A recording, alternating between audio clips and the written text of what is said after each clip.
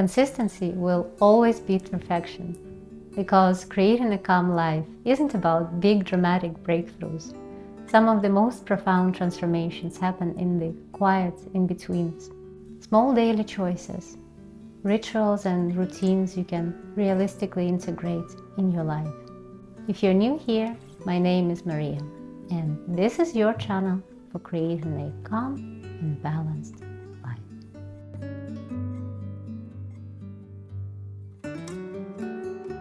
This is the third and final episode of my mini-series on the foundations of creating a calm life. In episode 1, we talked about identity shift, which is a prerequisite for everything else. Previous second episode, we talked about creating momentum and the training of your body and rewiring of neural pathways to experience calm on a somatic level and letting your body remember what it feels like. And today I would like to share some of my favorite daily practices which allow me to keep building my calm life in a pleasant and joyful way. I find consistency to be super important in my calm life, because when we first create momentum and do something new, we choose differently, we go on a retreat, we sign up for a yoga class, we start rewiring our neural pathways, creating the new paths in the forest, so to speak. To really anchor this process, to help it become easier, we need to keep walking and choosing using this new path. And the thing is that the more regularly you do it, the more comfortable the new paths become. They become deeper and wider, and we can walk more freely, and at some point it becomes just an intuitive second nature. And over time, this calm, peaceful state becomes your new normal. This can be achieved by incorporating small, daily, calming rituals, something you can realistically do, because when I first started, I had a bit of unrealistic expectations of myself. I thought, okay, now I'm going to do meditations, 40 minutes, 1 hour every day. I'm going to make it a priority. It's helped me so much. Surely I can do it. But truth is, my life is busy. Like, it's next level busy. And I can't make 1 hour a day time frame for meditations, not at this stage. But what I can do is I can show up for myself for meditations 5, 10, 15, sometimes 20 minutes at a time. And what I found out is that when I had this higher standard for myself in terms of how much time these meditations should last, I could not make time for them. So I would skip days at a time. And that is the opposite of consistency. So when I reframed, let go of my perfectionism, which was, I think, in a way, it was still like this echo of that perfectionistic tendency, and just thought, okay, what can I do? I can do 10 minutes every morning. That is something that is realistically achievable. And I started doing these small, bite-sized meditations. That really helped. And once I incorporated this in the daily life, the bigger shift happened, in a way much bigger than if I just stuck with the meditations of 1 hour twice a week. So here, and especially for all my fellow perfectionists, it's important to set the goals for your new routines in a very realistic and self-compassionate way, because otherwise we risk putting unnecessary stress on ourselves and turning these calming rituals and routines into stress. My next super important point for creating daily routines and practices for calm is to choose things which bring you authentic joy. The thing is that our lives are demanding enough as they are, and there are plenty of things which are unpleasant, that don't bring joy. So if you're doing and bringing something new in your life, it's important that it makes you smile. It makes your heart sing. It's something you look forward to doing. And in terms of forming new habits for these routines and rituals, it's much easier to stick with something that makes you happy, brings you joy, and you genuinely look forward to. My next important point, and that's also important, everything is super important in this video.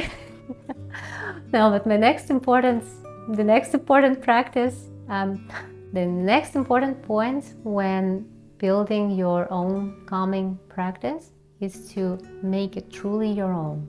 Don't listen to me. I'm just sharing what works for me here. Make it something that fits you. I love the concept of bioindividuality, which was introduced in IAN, the school I went to for health coaching, and I apply it in everything, in terms of nutrition, in terms of working out, and in terms of just daily habitual things. Because what works for me might not work for you, and reversely. It's important to listen to your intuition, learn yourself, really tune in, not because everybody's doing it. Truly, what brings you joy? What makes you be present in the current moment, in a state of calm? What do you look forward to every day? That is something that works as your calming daily practice. The key here is to connect with yourself, ground in your body, and be present in the parasympathetic state of nervous system. This all helps your body to learn that being in a calm, peaceful state is safe. For me, some of my favorite daily practices are herbal teas and aromatherapy. I love burning incense. I love making myself a nice cup of herbal tea and drinking it, and that makes me happy.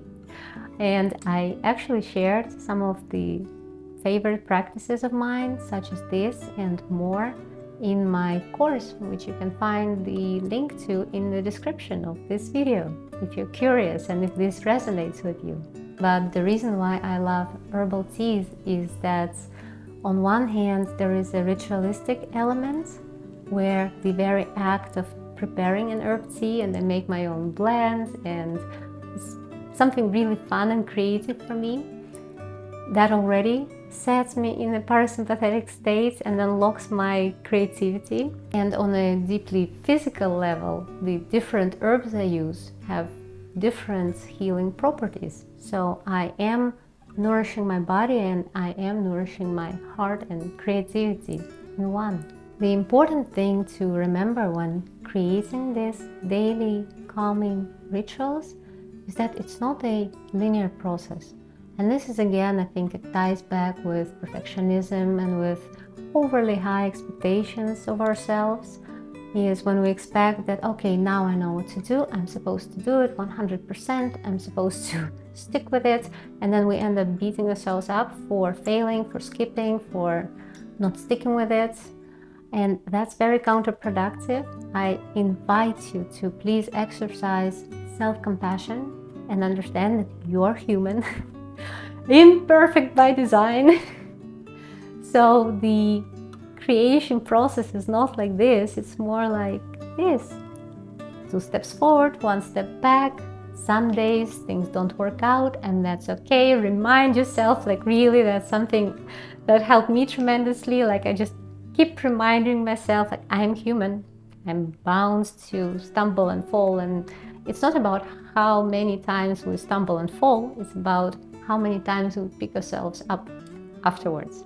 And I can tell you for sure, from my experience with creating new habits and daily practices and with everything else in life, is that once I let go of self-judgment and perfectionistic expectations and overly high standards and started applying self-compassion to my journey, the whole process became better. And last but not least, celebrate yourself.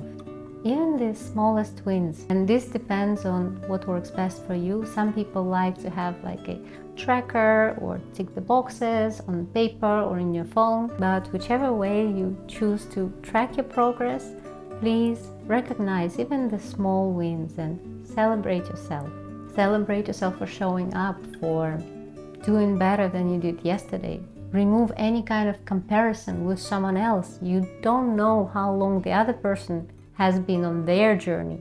And you don't know that maybe after the same amount of time, you will be way further ahead than they were at that same stage. So no comparison, self-compassion, bringing joy and celebrating even the smallest wins, but most importantly, finding what works best for you, for your authentic self that you are uncovering more and more with every step. Letting go of the time pressure and the unrealistic expectations of progress are what actually creates a much faster and smooth and enjoyable transformation. So this is the end of this little 3-part mini-series. We have talked about making the important decision, creating the momentum, and today about the small daily habits which keep everything going. Most importantly, I want you to remember that calm is not something you have to earn or struggle for. It is already within you. It's always been there. It's just a matter of uncovering it and returning to your authentic, calm self. If there are any daily practices you'd like to share, please share in the comments. I always enjoy reading the comments and make an effort to respond to most of them. Thank you for being here with me today, and I'll see you here next Thursday.